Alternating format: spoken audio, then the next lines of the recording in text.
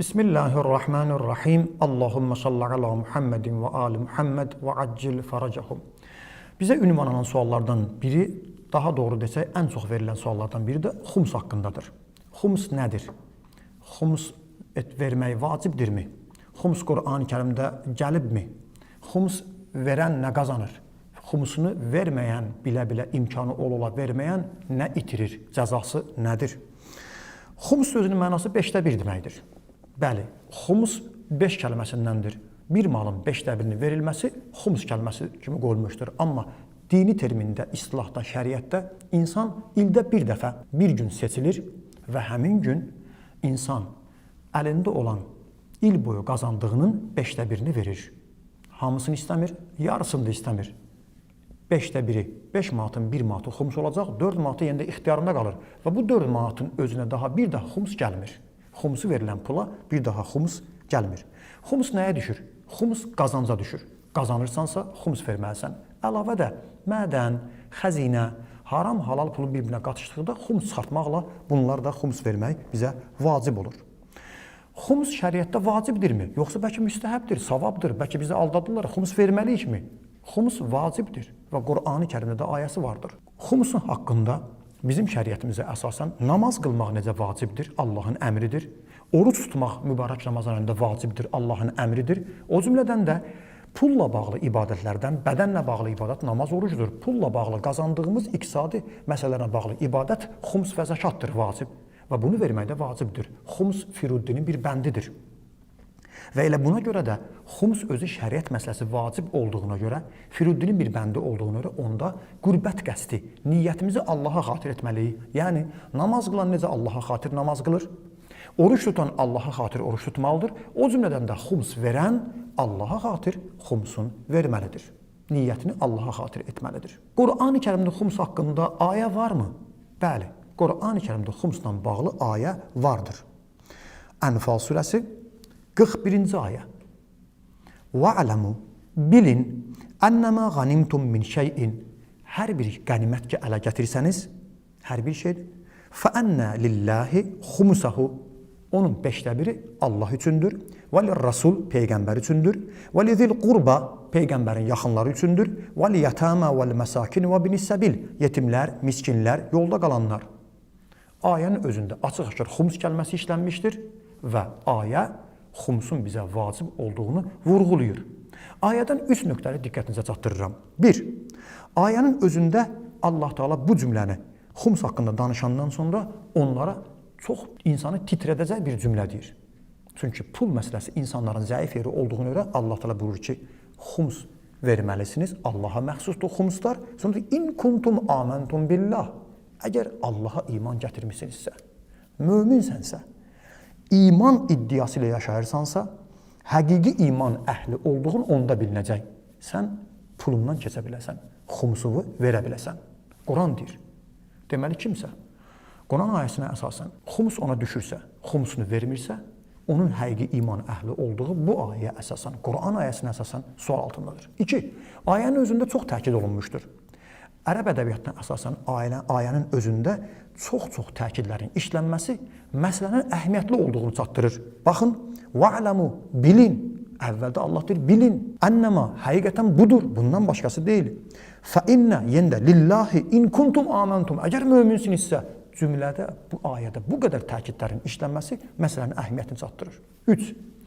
Bəzilər deyirlər ki, xums ancaq qənimət vaxtı olur. Ayədə qənəm kəlməsi, yəni qənimət kəlməsi işlənmişdir. Qənimtum, qənimət əldə edilində fayda apardığınıza, bu ancaq döyüşdə ola bilər. Amma tarixə əsasən, hədislərimizə əsasən, hətta əhl-i sünnə qardaşlarımızın da kitablarına əsasən, əziz Peyğəmbərimiz Allahın salamı olsun, ona və bakı əhl-i beytinə qənimətin özündən də digər faydalar insanın qazancının da xums olduğunu qeyd etmişdir. Ayənin özü də umumidir. Ayənin özündə qənimət kəlməsi, hətta əhl-i sünnə alimi Rağib İsfahanın Əl-Müfrədat kitabına əsasən ki, Quran haqqında, Quran terminləri, lüğət ayələrini, kəlmələrini bir izah edir. Ayənin özündə, baxmayaraq ki, bu kəlmə özü əvvəldə döyüş üçün istifadə olunur. Azərbaycanda deyilir döyüş qənimətləri, amma ayədə özü umum işlənmişdir. Umum mənada işlənmişsə, həm döyüşdə olan qənimətlərə, həm də gündəlik öz həyatımızda qazanclarımıza şamil ola bilər. Ayə umumidir. Qənimət sözü burada mütləq gəlmişdir. Və buna Əhl-i Sünnə alimlərindən də lüğət kitablarından da statlar gətirdik. Yaxşı, hədislərdə necə? Xums haqqında gəlmişdirmi? Həm Əhl-i Beyt alimlərimizin Vəsail-i Şiyə kitabında, Müstədrəkül Vəsail kitabında 110 hədis xums haqqında vardır. Hər bir mövzuda bu qədər hədis gəlməyib. Deməli, məsələnin əhəmiyyətini çatdırır. Əhl-i Sünnə qardaşlarımızdan da Təbəri özünün tarix kitabında Peyğəmbərin xums almağı ilə bağlı danışmışdır. Və o cümlədən də Tarixi Təbəri 2-ci cild səhifə 481-ə baxa bilərsiniz. O cümlədən də İbn Rüşd Əhl-i Sünnə alimidir. Fiqhlə bağlı Bidayətül Müctəhid kitabında 1-ci cild səhifə 313-də xumsla bağlı danışmışdır. Bəs Əhl-i Sünnə və Əhl-i Beyt alimlərinin arasında xums barəsində ixtilaf varmı? Xeyr. Xumsun vacib olmasında, xumsun verilməsində heç bir ixtilaf yoxdur. Sadəcə şəriət məsələsi olduğuna görə Əhl-i Sünnə qardaşlarımızla xums barəsində, xums məsələsində ixtilaf xumsun xərclənən yerləri və nəyə düşməsi barəsindədir. Xums nəyə düşür və hara xərclənməlidir? İxtilaf bunun barəsindədir. Amma əsl xumsun vacib olması haqqında heç bir ixtilaf yoxdur. Xums kimə verilməlidir? Qur'an-ı Kərimdə Ənfal surəsindən çəkdiyimiz ayə əsasən xums orada 6 dəstəyə ayrılmışdır. Xums Allahın haqqıdır, Peyğəmbərin haqqıdır, Peyğəmbərin yaxınlarının haqqıdır, yetimlərin, miskinlərin və 6 yolda qalan İbn-i Səbil deyirlər onlara şəriətdə, onların haqqı hesab olunur. Xums hara xərclənməlidir? Xumsun özü 2 yerə bölünür. 1. İmam malı, 2. Kasıb fəqir seyidlərin malı. İmam malının özü İslam üçün, İslam marifi üçün, İslamın yayılması üçün məscid, alimlər, tədris, təbliğ və başqa yerlərə xərclənə bilər. 2. Amma kasıb fəqir seyidlərin haqqı. Bəs o necə? O fəqir kasıb seyidlərin haqqıdır. Günaha yox, ehtiyacları var, işləri var, ailə ehtiyacları var və ilaxır kasıb fəqir seyidlərə o verilməlidir. Kimsə sual verə bilər. Nə üçün seyidlərə xüsusi xumsdan pay ayrılır? Bu əvvəla Qur'an-ı Kərimin əmridir. 2. Peyğəmbər və onun əhl-i beytin buyurduğudur. 3. Axı seyidlərə zəkat düşmür, sədəqə düşmür. Allah Teala İslam vergilərinə zəkat qərar verib, bir də xums qərar verib. Zəkat qeyri-seyid, seyid olmayanların haqqıdır. Amma seyidlərə zəkat vermək, Peyğəmbər nəslindən olanlara isə vacib olan zəkatı vermək olmaz. Ona görə də onlar bəs kasıb olanda bəs neynəsinlər? Onlara da yardım lazımdır. Axı onlara ədalətsizlik eləmək olmaz. Ümum müsəlmanlar ehtiyacı olanda zəkatdan istifadə edə bilər. Bəs seyidlər onların haqqını niyə girək? Onlara Allah Teala xumsdan pay ayırmışdır və ayədə də onları zil-qurba olaraq, Peyğəmbərin yaxınları olaraq qeyd etmişdir. İstəyənlər bir daha ayəyə diqqət etsinlər. İndi bu günləri xums deməli Allaha, Peyğəmbərə satmalıdır. Allahın haqqıdır və onu Peyğəmbər alır. Peyğəmbər olmayanda Əhl-i Beyt imamlarımız Allahın salamı olsun onlara. Amma bu günləri qeyb dövründə isə Əhl-i Beyt imamlarımızın öz yerində təyin etdiyi fəqihlər, müctəhidlər, alimlər ki, onların sifətlərini, xüsusiyyətlərini deyiblər, onlara təhvil verilməlidir. Xums, şəriət məsələsi onlardan soruşulmalı, xums da onlara təhvil verilməlidir. Deməli, bu dediklərimizə əsasən xums mollanındır, axundundur, filan alimindir, özünə götürürlər, filan yerə aparırlar. Bunların heç biri deyil. Xums nə mollanındır, nə axundun, nə müctəhidindir. Hətta alimin, müctəhidin belə xumsa haqqı yoxdur. Onun xumsa olan haqqı bugün sadəcə əmanətə xəyanət olmasın deyə bu vəzifəni qəbul edib, onu doğru düzgün yerinə xərcləməsidir. Sanki bank işçisi kimi.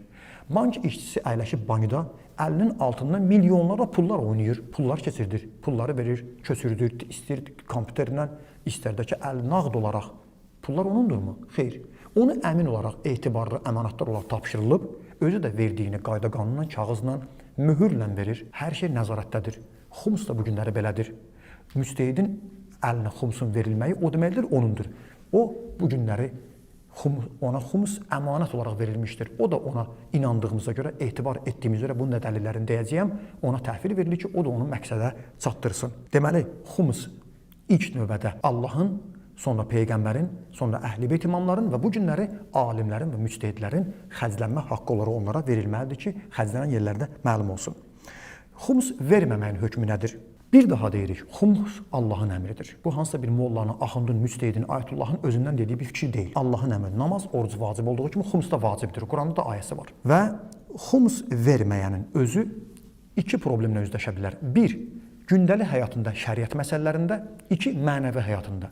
Şəriət məsələsində. Xums verməyən insan malının xumsunu çıxartmasa, onunla yemək alıb yesə, o yemək haram ola bilər. Onunla bir paltar alsa, ev alsa, O paltarı geyinib o evdə namaz qılsa, namazı işğallıdır. Xumsu verilməmiş pulu birinə hədiyyə verə bilməz. Xumsun özü çıxartmamış, hətta gedib ondan dəstəmaz alsa, suyun pulunu versə, qusul versə, onun dəstəmazı batildir yaxud da işğallıdır. Deməli, xumus boynuna gələ, bilə, həmin pulu verməyə, aparıb onunla bu yerlərə xərcləyə, hətta namaz qılsa belə, dəstəmaz alsa belə, şəriət hökmlərinə əsasən o başqa pulu götürdüyünə görə, icazə alınmayan pulu xərclədiyinə görə, öz pulu olmadığını görə xumus özünün deyil, xumus birbaşa dediyi Allahın Peyğəmbərindir. 5 manatdan 4 manat sənindir, 1 manat ki, xumus düşürdü, onu ayırmamısansa, o pulu xərcləmisənsə, şəriətin dediyi bu problemlər qarşınıza çıxacaq. Mənəvi cəhətdən Əhl-i-Beyt imamlarımız xumus verməyinə lənət göndəriblər. Allahın, mələklərin və öz lənətini. 2. İmamlar onu özünə düşmən seçiblər. 3. Onu hətta oğru hesab ediblər. Necə?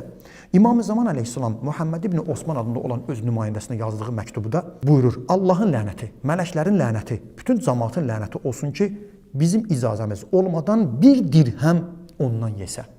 Bu bizə xəbərdarlıqdır. Vəsail-i Şişə kitabında 6-cı cild səhifə 337-də baxa bilərsiniz.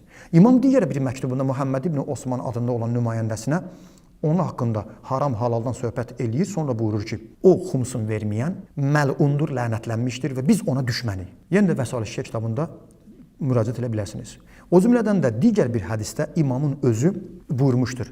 3 dəfə biz istəyəndə imam icazə ver, biz xums verməyək, xumsu özümüz xərcləyək. İmam 3 dəfə buyurmuşdur. Mən icazə vermirəm, mən icazə vermirəm, mən halal etmirəm. Halal etmirəm kəlməsini 3 dəfə imam orada demişdir. 3 dəfə halal etmirəm kəlməsini demişdir. Yenə də Vəsail-i Şişə kitabına baxa bilərsiniz. Yaxşı, xumus verən nə fayda qazanır? Bir vacibi yerinə yetirir. Necə namazın mükafatı var, orucun mükafatı var, digər əməllərin vacib olmayına baxmayaraq Allah tərəfindən boynumuzda mükafatı var. Etməsək Allaha cavab verəcək. Qiyamətdə xumus verməmisən deyə sorğu-sual olunmayacaq, əzab olunmayacaq və onun faydasını da orada görəcək.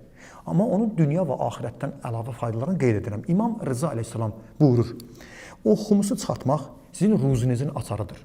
Xeyir-bərəkətin ruzini açarı xumus verməkdir. Yoxlayın, təcrübədə də var. İxlasla, imanla, səmimiyyətlə kim xumusunu veribsə, Allah ona xeyir-bərəkət verir.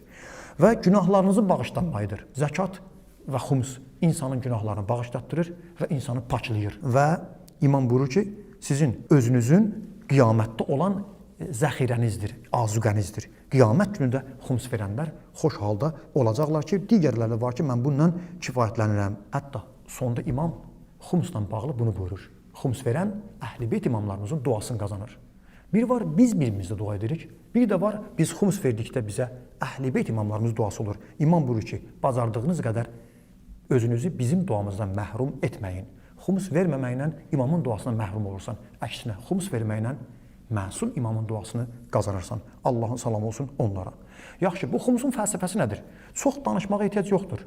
İslam dininin iqtisadiyyatla bağlı proqramları var. Məscidin, İslamın, təbliğin, alimin, Peyğəmbər hətta müctehid belə olsa, hər kim olursa olsun, ən əziz Peyğəmbərimiz belə olsa, Allahın salamı olsun, ona xərcləməyə pul lazımdır. İslamın irəli getməsinə ötürü maddiyyata ehtiyac var və bu zəkat və xumsla təmin olunur. Elə buna görə də baxırıq Əhl-i-Beyt imamlarımızın həyatına, o cümlədən də Əhl-i-Beyt imamlarımızın ardıcılarının həyatına, onlar heç vaxt hökumətlərə tabi olmamış, hökumət büdcəsinə yeməmiş, saraya tabi olmamışlar. Hətta Əhl-i-Beyt alimlərindən birinin özünün etirafına əsasən konferansların birində Əhl-i-Sünnə alimi ona yaxınlaşıb demişdir ki, siz müstəqilsiniz, biz müstəqil deyilik, müstəqil söz deyə bilmirik. Azad olmadığımıza görə, bağlı olduğumuza görə, pula görə biz də başqalarının sözünü deməyə məcbur oluruq. Sizdə xumus var, bizdə xumus yoxdur. Dedim, Əhl-i-Sünnə onu döyüşdə bilir. Döyüşdə bilmədiyini, bu gün onlar qazancdan xumus götürə bilmirlər. İslam üçün xərcləyə bilmirlər. Məcburdurlar bu alimləri, tələbələri, mədrəsələri, məktəbləri İslam universitetlərini nə ilə dolandırsınlar? Hökumətin hesabına. Təbii ki, hər bir hökumət fərq etməz. Öz siyasətini qoyacaq ki, mən məktəbi pulum verirəmsə, o məktəbi təmin edirəmsə, öz siyasətlərini onu verəcək. Bugün də siz maraqlana bilərsiniz. Müsəlman dünyasında Qum elmi hövzəsi, Nəzəf elmi hövzəsində oxuyan tələbələrin heç bir dövlətdən maaş almır. Hətta alim müctehid olsa belə, onlar heç biri həmin dövlətdən büdcə onlara ayrılmır. Elə ona görə də Əhl-i-Beyt alimlərimizin çoxu baxırsınız həyatda müstəqil olublar, müstəqil yaşayıblar, azad olublar, azad söz deyiblər və imamlarımız da bizə buyurublar. Xumus bizim dinimizə, əyalımıza, ailəmizə və bizi sevənlərə köməkdir, yardımdır. Əgər xumus olmasa, Nə ilə dolanacaqsan? Gedib işləsən, dini qoruyan olacaq. Dini qoruyana pul xərcləmək lazımdır. Din üçün pul xərcləmək lazımdırsa, bəs onu hardan gətirək? Onu Allah Taala xumusla təyin edib Qurani Kərimdə. Əksinə, burdan almasan, məcbursan, kimdənsə alasan. Kimdənsə aldın, gərək kiminsə sözün gərək deyəsən. Onun dediyinə oturub durasan. Bax, bu xumus müstəqil olmaqdır. Özümüz xumusu verə bilmərik. Mən niyə müctehidə verməliyəm? Əvvəla müctehiddən icazə alsanız, müctehid sizə tam, yarısı, müəyyən qədər icazə verir, istədiyiniz yerdə xərcləyə bilərsiniz. Amma qayda-qanun baxımından, qayda-qanun pozulmasın deyə bu icazə ilə olmalıdır. Baxın, bugün bizdən hökumətlər, dövlətlər vergi alır. Normal, yaşayırsansa, qazanırsansa, dükan varsa və ilaxır vergi verməlisən. Dövlətdə vergi nazirliyi var. Amma sən bu vergini verəndə hökumətə deyə bilərsən ki, mən vermirəm. Hökumət vergini alıb nə edir? Uşaq evlərinə, bağçalara, səhiyyəyə, əskərlərə, dövlətin xərcləri var. Sən deyə bilərsən ki, mən vermirəm, özüm aparıb verəcəyəm əskərə. Mən vergi vermirəm. Aparıb əskərə özüm verəcəyəm. Kasıbı özüm verəcəyəm. Uşaq evinə, kimsəsizlərə, qozalar evinə özüm verəcəyəm. Bu hansı hökumət bundan razılaşar? Ona görə də onlar necə bu işdə qayda-qanunla xumusu yığan, aparan, qayda-qanunla yazan, qəbz verən, imzası olan, kağızla təsdiq olunan, o cümlədən də xumusun özündə belə bir mərhələlər var ki, siz də bunu görə bilərsiniz və maraqlana bilərsiniz. Verilən suallardan biri budur. Olmazmı xumusu biz İraqa, İrana, müxtəlif yerlərə göndərməyək və özümüz burada xərcləyək? Bir daha deyirik, müctehidin icazəsi ilə ki, dəfələrlə biz bunun şahid olmuşuq, elə xumuslar yaxınlıqda olan, nəzarətdə olan, İslam üçün, din üçün xərclənir. Amma ola bilər də müəyyən səbəblərdən Nəcəfdə, Qumda, Məşəddə, dünyanın müxtəlif yerlərində elm əhli, elm tələbələri yaxud da İslam üçün pul lazım olsun. Bugün hansısa bir müsəlman qardaşımızın bir pula ehtiyacı varsa, biz deyək o pulu göndərmirik, o bizdə xərclənməlidir. Sabah da o qardaşımızın özünə deyəndə Azərbaycanda olan qardaşlarımızın pula ehtiyacı var. Orada ki, biz Azərbaycana niyə göndərməliyik? Biz də özümüz öz pulumuzu burada xərcləməliyik. Bu hansı məntiqə sığır? Dünyanın hər yerində bir məzlum varsa, ehtiyacı olan varsa, kimsəsiz varsa, elm əhli varsa, xumsa, zəkata layiq olan varsa, o bizim qardaşımızdır. Hətta bəzən bizə qeyri-müsəlmanlara pul xərcləməyə icazə veriblər. Bəli, xums zəkatdan olmasa da başqa sədəqə, ehsan, nəzir onlarla icazə veriblər ki, biz qeyri-müsəlmana da müsəlman olmasa, namaz qılan olmasa da belə kömək eləyə bilərik. Deməli, biz bu günləri o pulları icazə alsaq hələ öz yerimizdə xərcləyə bilərik. İcazə ilə hər müştəridə özünüz müraciət eləyin. 2. Əgər onlar icazə verməsə, onların da özünün xərcləri var, məktəbləri var. Necə ki, indiyə qədər elm məktəblərində oxuyanlar nə oxuyublar? Elə orada təhsil alanlar özləri yeməyi, içməyi, məktəbdə qalmağı, yataqxana hamısı o pullarla təmin olunmuşdur. İslamın xərcləri var və o müsəlmanlara da bunu əsirgəmək lazım deyil. Dediyimiz kimi, biz burada xərcləyək, o bir müsəlman orada xərcləyəcək, müsəlmanların parçalanması və bölünməz. Bu İslam büdcəsidir, beytülmaldır, ümumi büdcədir. Bunu hansısa bir ölkəyə aid eləmək İslamın məntiqinə uyğun deyil. Sanki buna bir misalla vurmaq olar. Sabah bir nəfər, məsələn üçün, Azərbaycanın bir şəhərində yaşayır, Bakıda, onun xumusunu deyir, mən Bakıda xərclənməyini istəyirəm. Mən xumusun Gəncəyə getməyini istəmirəm. Bunda bir məntiq varmı? Gəncədə olan ehtiyacı varsa, xumus ona düşürsə, zəkat ona düşürsə, əlbəttə ki, ona göndərilməlidir. Son, xumusla verilən suallardan, ortaya atılan şübhələrdən biri də nə üçün mən xumusumu İranda, İraqda yaşayan birinə verməliyəm? Baxın, olsun bir gün Azərbaycanın özündə alim, ayətullah, müctehid olsun və xumusu almağa da xərcləməyə icazəsi olsun, aparıq verək ona. Özü alim, müctehid olan olsun. Necə ki, tarixə baxırıq, Azərbaycanda, bizim vətənimizdə müctehidlər olublar. Bəli, alimlər olublar, insanlar onlara təqlid ediblər. Xumusu aparın, verin. Amma bugün belə müctehidlər olmadığına görə, həmin müctehidlər coğrafi baxımından başqa ölkələrdə yaşadığına görə, biz orada yaşadıqlarına görə pul göndəririk. Nəinki o ölkəyə pul göndəririk. Və bunu da deyim sizə. O müctehidə pul göndərən bir sualımıza cavab versin. Əgər o müctehidi ədalətli bilmirsə, onu oğru bilirsə, onu insafsız bilirsə, nəinki ona xumus göndərmək olmaz, ona hətta təqlid etmək, ondan şəriət məsələlərini öyrənmək olmaz. Yox, əgər ona etibar edirsə, onu əmin bilirsə, əmanətdar bilirsə, ona namazda, şəriətdə, kəbində, övladının haramzada, halalzada olmağında, kəbin kəsməkdə, alimin, müctehidin sözünə qulaq asırsa, puldan, xumusdan da, maddiyatdan üstün şeylərdə onun sözünə qulaq asırsa, qiyamətdə soruşulacaq ilk əməl namazı onun dediyi ilə qılırsa, batil qəbul olduğunu, dəst namazını, namazını, qusunu onunla eləyirsə, xumusa çatanda niyə onu ondan vermir? Ondan başqasına fikirlərini yayındırırlar. Əgər ədalətsizdirsə, ümumiyyətlə biz o alimi qəbul etməməliyik. Əgər oğrudursa, nəinki xumusumuzu şəriət məsələsini ondan soruşmamalıyıq. Yox, əgər etibarlıdırsa, Bizim alimlərimiz ki, bu günləri var. İmtahan etmişik, öyrənmişik, araşdırmışıq. Onlar ədalətli, özləri kasıb yaşayan, xumusa əl vurmayan, özü az qalıb kasıblara yeməyini verən, ən aşağı təbəqə kimi yaşayan insanlardırlarsa, o xumusu da kasıblara xərcləyirlərsə, əmanətdar olduqlarını öyrən. Bank işçisi ki, bundan qabaq misalını vurdum. Niyə biz aparıb xumusumuzu onlara verməyək? Əgər icazə verirlərsə, özümüz də burada xərcləyə bilərik o cümlədən. Bu şübhəyə də cavab verməkdə məqsədimiz xumusla bağlı insanları aldadanların cavabını bu şübhəyə də cavab verməklə xumus haqqında olan ən əsaslı şübhəni insanları xumusdan yayındırmaqdan ötürü verilən sualın cavabını verdik. Sonda Allahdan arzumuz budur. Allah Teala bizləri Quran-ı Kərimin ayəsinə əməl edənlərdən, boynuna xumus düşərsə xumusunu verənlərdən, dünya və axirətdə xumusun faydasını aparanlardan qərar versin.